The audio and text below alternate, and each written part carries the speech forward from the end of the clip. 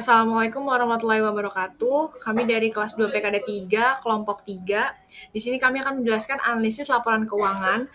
Poin-poin yang akan kelompok kami bahas itu yang pertama adalah laporan laba rugi, laporan perubahan ekuitas, laporan arus kas, laporan posisi laporan keuangan, dan yang terakhir kegunaan keseluruhan laporan dalam analisis laporan keuangan. Adapun anggota dari kelompok 3, yang pertama ada Aulia Putri Salsabila dengan absen 22, Dina Aulia Transnata dengan absen 23, Alia Febriati dengan absen 3, dan Deswita Aminah Rahmat dengan absen 15. Baik, di laporan laba rugi ini saya akan menjelaskan pengertian laporan laba rugi, selanjutnya bentuk laporan, dan prinsip-prinsip yang ada pada laporan laba rugi. Di slide pertama, saya akan menjelaskan pengertian dari laporan laba rugi. Jadi, laporan laba rugi itu laporan yang disusun secara sistematis yang berisi penghasilan yang diperoleh oleh suatu perusahaan yang dikurangi dengan beban-beban yang terjadi dalam suatu perusahaan tersebut selama periode tertentu. Di dalam laporan laba rugi ini, dia menjabarkan elemen-elemen penghasilan dan beban dari perusahaan sehingga menghasilkan suatu laba ataupun rugi. Untuk perusahaan jasa, istilah dari penghasilan dalam laporan laba rugi ini adalah pendapatan, dan untuk perusahaan dagang atau manufaktur, istilah penghasilan dalam laporan keuangan ini merupakan penjualan. Adapun sumber penghasilan suatu perusahaan dapat digolongkan menjadi dua golongan. Yang pertama dari usaha pokok atau utama, dan yang kedua dari kegiatan luar usaha pokok. Dari usaha pokok atau utama ini penghasilannya itu berasal dari kegiatan utama perusahaan. Misalnya dalam perusahaan jasa konsultan hukum, penghasilan utamanya itu berasal dari penjualan jasa konsultan hukum, dan dalam perusahaan dagang kelontong, penghasilan utamanya itu dari hasil dari dagangan kelontongnya. Dan dari kegiatan luar usaha itu segala bentuk penghasilan yang berasal dari luar atau kegiatan sampingan. Misalnya perusahaan jasa, di sini ada perusahaan jasa bengkel. Jadi penghasilan jasa bengkel dari kegiatan luar usaha pokok itu misalnya dia menjual bensin eceran. Di slide ini ada beban suatu perusahaan itu digolongkan menjadi dua juga. Yang pertama, beban yang mempunyai hubungan langsung dengan kegiatan usaha pokok atau utama, yaitu beban-beban yang timbul dari kegiatan usaha pokok atau utama dari inti bisnis suatu perusahaan. Contohnya itu biaya sewa kantor, biaya peralatan kantor, gaji karyawan, biaya komunikasi, biaya pelatihan karyawan. Terus yang kedua ada beban-beban yang tidak ada kaitannya atau hubungannya dengan kegiatan usaha pokok utama, misalnya itu seperti beban bunga, kerugian dari penjualan aset, biaya hukum terkait litigasi non-operasional, dan biaya restrukturisasi. Selanjutnya saya akan menjelaskan bentuk-bentuk laporan laba rugi. Yang pertama itu ada bentuk single step, dan yang kedua ada multiple step. Bedanya itu kalau single step untuk penghasilan dikelompokkan terlebih dahulu, kemudian dijumlahkan. Kemudian di bawah pendapatan baru beban dikelompokkan kemudian dijumlahkan. Nanti dari jumlah pendapatan dikurangi jumlah beban, kemudian selisihnya itu merupakan laba bersih atau rugi bersih. Yang kedua ada multiple step. Kalau di multiple step ini untuk pendapatan itu perlu dipisahkan antara pendapatan pokok dengan pendapatan di luar pokok usaha. Begitu pula dengan beban usahanya. Beban usaha itu dipisah juga antara beban usaha utama dengan beban di luar usaha. Selanjutnya adalah prinsip-prinsip yang umumnya diterapkan dalam penyusunan laporan laba rugi. Itu ada 4. Bagian pertama, itu menunjukkan penghasilan yang diperoleh dari usaha pokok perusahaan atau lembaga yang diikuti dengan harga pokok dari barang atau jasa yang dijual, sehingga hasil akhirnya akan memperoleh laba kotor. Yang kedua, bagian kedua ini menunjukkan biaya-biaya operasional yang terdiri dari biaya penjualan dan biaya umum. Yang ketiga, menunjukkan hasil-hasil yang diperoleh dari operasi pokok perusahaan yang diikuti dengan biaya-biaya yang terdiri di luar usaha pokok perusahaan. Yang terakhir, menunjukkan laba atau rugi yang insidental sehingga akhirnya diperoleh laba bersih sebelum pajak pendapatan. Di situ ada disebutkan laba atau rugi yang insidental. Maksudnya itu ini tuh mengacu pada keuntungan atau kerugian yang terjadi secara tidak teratur atau tidak sering. Ini biasanya tidak terkait langsung dengan operasional normal atau inti dari bisnis perusahaan. Contohnya itu kayak penjualan aset tetap, perubahan nilai investasi, dan bencana alam atau kerugian yang bernilai besar. Baik, saya melanjutkan materi selanjutnya, laporan perubahan modal atau ekuitas.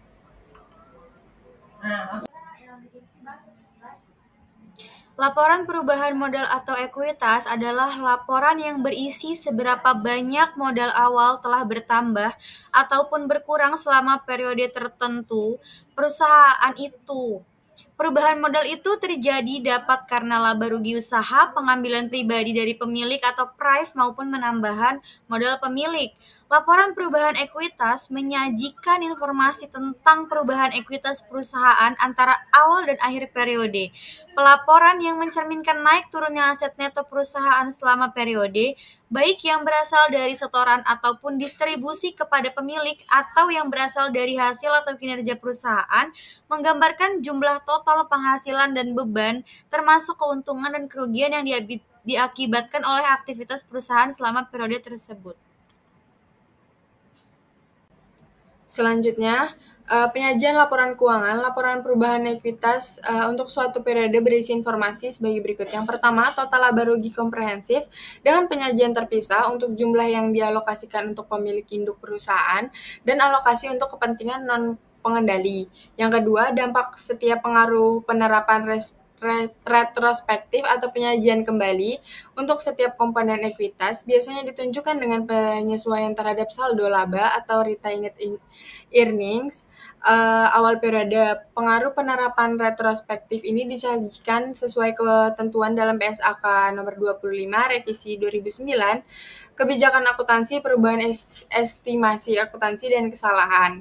Yang ketiga, dividen yang diakui dan jumlah dividen per saham. Pos ini dapat juga disajikan pada catatan atas laporan keuangan. Selanjutnya, laporan arus kas. Laporan arus kas berisi kas dan setara kas yang masuk dan keluar perusahaan pada periode tertentu.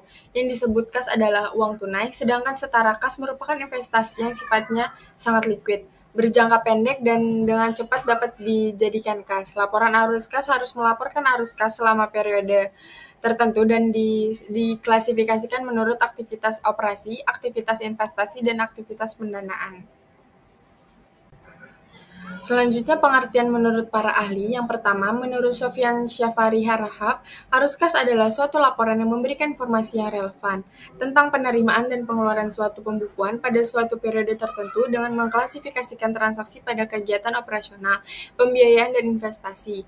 Yang kedua, menurut Henry Simomora dalam bukunya Pengambilan Keputusan edisi kedua, laporan aliran kas atau cash flow adalah laporan keuangan yang memperhatikan pengaruh dari aktivitas operasi, pendanaan, dan investasi perusahaan terhadap arus kas selama periode akuntansi tertentu dalam suatu cara yang merekonsiliasi saldo awal dan akhir kas.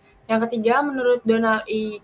Kieso, dalam bukunya Akuntansi Intermediate, laporan arus kas melaporkan penerimaan kas, pembayaran kas, dan perubahan bersih pada kas yang berasal pada kas yang aktivitas operasi, investasi, dan pendanaan dari suatu perusahaan selama suatu periode dalam format yang merekonsiliasi saldo kas dan akhir.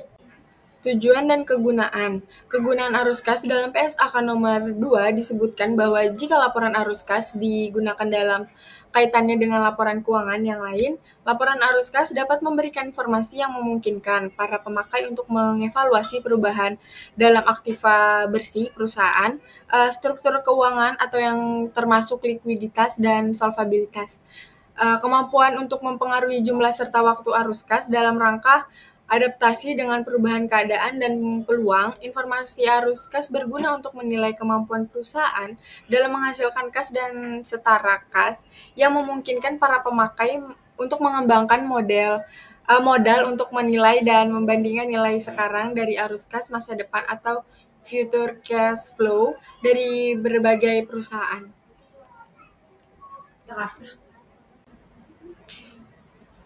Oke, untuk slide yang ini akan saya lanjutkan. Dengan melakukan analisis arus kas, kita dapat mengetahui yang pertama, kemampuan perusahaan untuk meregenerate kas yang merencanakan, mengontrol arus kas masuk dan arus kas keluar perusahaan masa lalu. Terus yang kedua itu kemungkinan keadaan arus kas masuk dan keluar, arus kas kebersihan perusahaan, termasuk kemampuan membayar dividen di masa yang akan datang. Terus kemudian yang ketiga, informasi bagi investor dan kreditor untuk memproyeksikan return dari sumber kekayaan perusahaan. Yang keempat, kemampuan perusahaan untuk memasukkan kas ke perusahaan di masa yang akan datang. Yang kelima, alasan perbedaan antara laba bersih dibandingkan dengan penerimaan pengeluaran kas. Terus yang keenam itu pengaruh investasi, baik kas maupun bukan kas, dan transaksi lainnya terhadap posisi keuangan selama satu periode tertentu. Terus kemudian ada penggolongan kas dalam arus kas. Dalam penyajiannya, arus kas ini memisahkan transaksi berkaitan dengan kas dalam 3 kategori, yaitu yang pertama itu ada arus kas dari aktivitas operasi. Ada 2 metode yang dapat digunakan dalam arus kas dari aktivitas operasi ini.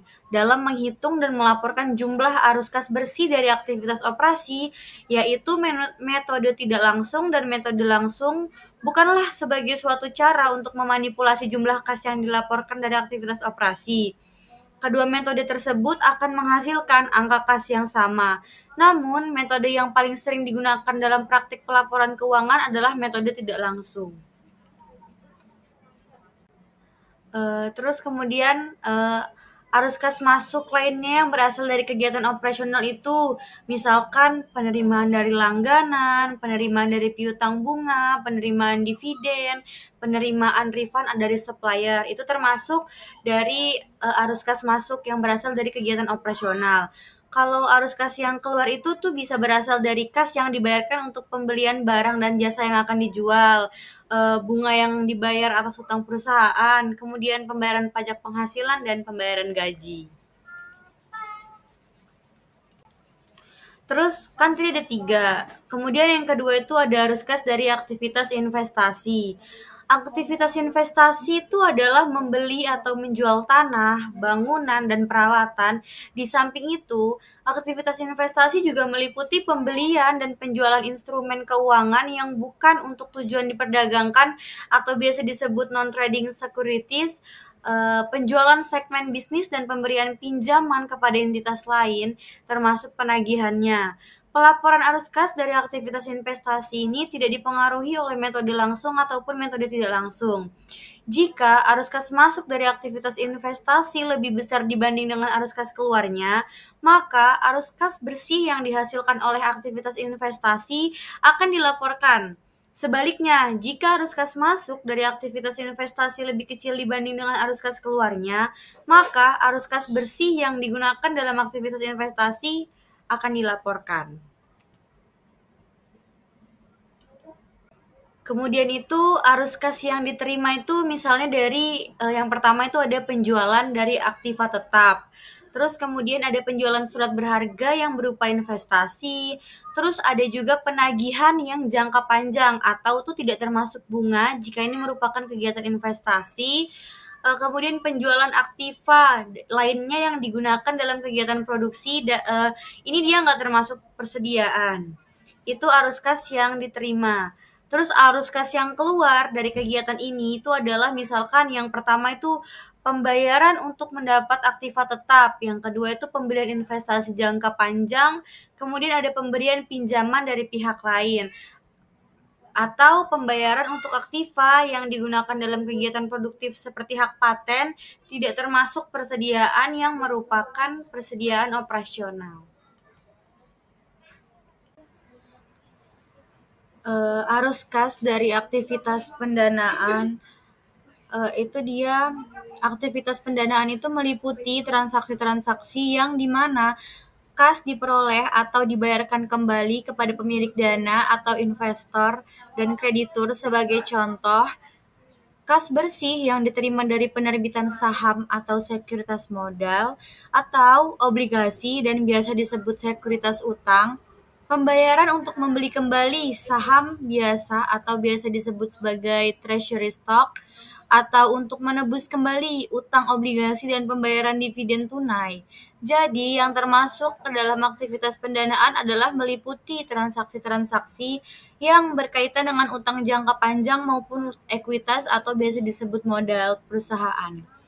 Pembayaran utang lancar tidak tergolong sebagai aktivitas pendanaan melainkan aktivitas operasi.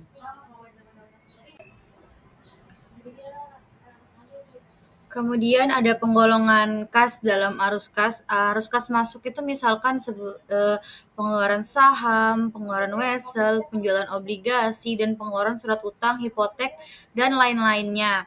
Kemudian arus kas keluar itu misalnya pembayaran dividen dan pembagian yang diberikan kepada pemilik, pembayaran saham pemilik atau treasury stock, pembayaran untuk utang pokok dana yang dipinjam dan tidak termasuk bunga karena dianggap sebagai kegiatan operasi, kemudian langkah-langkah penyusunan arus kas.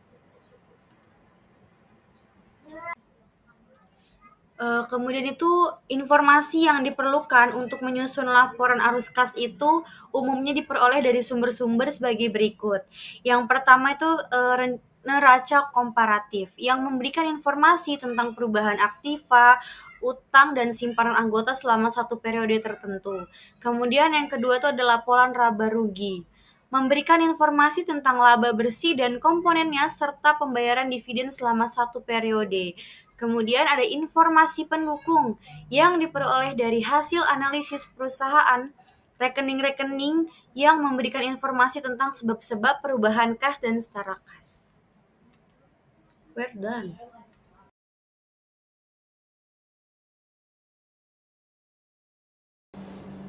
Baik, selanjutnya saya akan menjelaskan posisi laporan keuangan. Jadi laporan keuangan pada dasarnya merupakan hasil refleksi dari sekian banyak transaksi yang terjadi dalam suatu perusahaan. Transaksi-transaksi dan peristiwa yang bersifat finansial dicatat, digolongkan, dan diringkaskan dengan cara yang tepat dalam satuan uang, dan kemudian diadakan penafsiran untuk berbagai tujuan. Dari menurut Harmono tahun 2016, unsur pengukuran posisi keuangan adalah yang pertama, aktiva adalah sumber daya yang dikuasai oleh perusahaan sebagai akibat dari peristiwa masa lalu dan diharapkan akan diperoleh manfaat ekonomi di masa depan atau di masa yang akan datang. Yang kedua, kewajiban merupakan utang perusahaan masa kini yang timbul dari peristiwa masa lalu. Penyelesaiannya diharapkan mengakibatkan arus keluar dari sumber daya perusahaan yang mengandung manfaat ekonomi. Yang ketiga, ekuitas adalah hak residual atas aktiva perusahaan setelah dikurangi semua kewajiban. Selanjutnya, tujuan dari posisi laporan keuangan itu, jadi seperti yang kita ketahui bahwa setiap laporan keuangan yang dibuat sudah pasti memiliki tujuan tertentu. Dalam praktiknya, terdapat beberapa tujuan yang hendak dicapai, terutama bagi pemilik perusahaan dan manajemen perusahaan. Secara rinci, menurut Kasmir tahun 2015 mengungkapkan bahwa laporan keuangan bertujuan untuk memberikan informasi tentang jenis dan jumlah aktiva atau harta yang dimiliki perusahaan pada saat ini. Yang kedua, memberikan informasi tentang jenis dan jumlah kewajiban dan modal yang dimiliki perusahaan pada saat ini. Yang ketiga, memberikan informasi tentang jenis dan jumlah pendapatan yang diperoleh pada suatu periode tertentu. Yang keempat, memberikan informasi tentang jumlah biaya dan jenis biaya yang dikeluarkan perusahaan dalam suatu periode tertentu. Yang kelima, memberikan informasi tentang perubahan-perubahan yang terjadi terhadap aktiva, pasiva, dan modal perusahaan. Yang keenam, memberikan informasi tentang kinerja manajemen perusahaan dalam suatu periode. Yang ketujuh, memberikan informasi tentang catatan-catatan atas laporan keuangan. Dan yang terakhir, informasi keuangan lainnya. Jadi, dengan memperoleh laporan keuangan suatu perusahaan akan dapat diketahui kondisi keuangan perusahaan secara menyeluruh. Baik, selanjutnya jenis dari posisi laporan keuangan menurut Sujarweni tahun 2016. Yang pertama, neraca adalah laporan yang menggambarkan posisi keuangan dari suatu perusahaan yang meliputi aktiva, kewajiban, dan ekuitas. Yang kedua, laporan laba rugi adalah laporan yang disusun secara sistematis. Isinya itu penghasilan yang diperoleh, perusahaan dikurangi beban-beban yang terjadi dalam perusahaan selama periode tertentu. Baik, selanjutnya kegunaan keseluruhan laporan dalam analisis laporan keuangan. Baik, jadi menurut Kasmir tahun 2011, tujuan dari analisis laporan keuangan adalah yang pertama, untuk mengetahui posisi keuangan perusahaan dalam satu periode tertentu, baik aset, kewajiban, ekuitas, maupun hasil usaha yang telah dicapai untuk beberapa periode. Yang kedua, untuk mengetahui kelemahan-kelemahan apa saja yang menjadi kekurangan perusahaan. Yang ketiga, untuk mengetahui kekuatan-kekuatan yang dimiliki. Yang keempat, untuk mengetahui langkah-langkah perbaikan apa saja yang perlu dilakukan ke depan berkaitan dengan posisi keuangan perusahaan saat ini. Yang kelima, untuk melakukan penilaian kinerja manajemen ke depan, apakah perlu penyegaran atau tidak karena sudah dianggap berhasil ataupun gagal. Yang keenam, dapat juga digunakan sebagai pembanding dengan perusahaan sejenis tentang hasil yang mereka capai. Baik, sekian presentasi dari kelompok kami. Kurang lebihnya mohon maaf. Kami ucapkan terima kasih dan wassalamualaikum warahmatullahi wabarakatuh.